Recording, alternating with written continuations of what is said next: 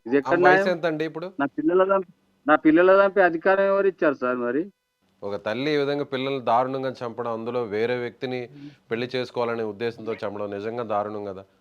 అసలు మీకు ఎప్పుడు ఈ విషయమే ఇది తెలీదు. ఇంకొక అతనితో ఆమె ప్రేమలో ఉందని, ప్రేమిస్తుందని, పెళ్లి చేసుకుంటుందని ఈ విషయం అసలు మీకు తెలీదు. తెలియదు సార్.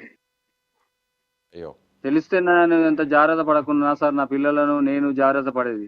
ఆ హ్మ్. పిల్లలను చంపి మా ఆస్తులు తెంగిపోవడము, మమ్మల్ని చంపి తీసుకుపోతున్నది అది మనిషా? మానవత్వం లేని మనిషి. ఎందుకు కుటుంబంలో లాంటి మనిషిని ఎందుకు ఉంచాలి సార్? ఒక ఆ ఒక రోజే చిన్న మీకు పిల్లకు అనుమానం రాలేదా? అంటే చంపడానికి ఎట్లా పెరుగన్నంలో విషం పెట్టిందా? లేదంటే పోలీసులు చెప్తున్నట్టుగా టవల్‌ని ముక్కు, నోటి మీద పెట్టేసి ఊపిరాడకుండా చంపేసింది అంటున్నారు పోలీసులు. అసలేం జరిగింది? ఎలా చంపిందంటారు? సార్ నేను పెరుగన్నం తినబెట్టేటప్పుడు చూడలేదు. అమ్మాయికి తినబెట్టేటప్పుడు చూశాను సార్. హ్మ్.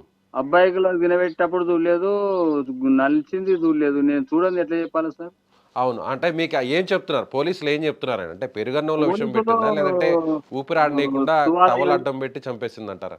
పోలీసులు ఏం టవల్ అడ్డం చెప్తున్నారు? పెట్టి చంపేసిందని పోలీసులు చెప్తుర్రు సార్.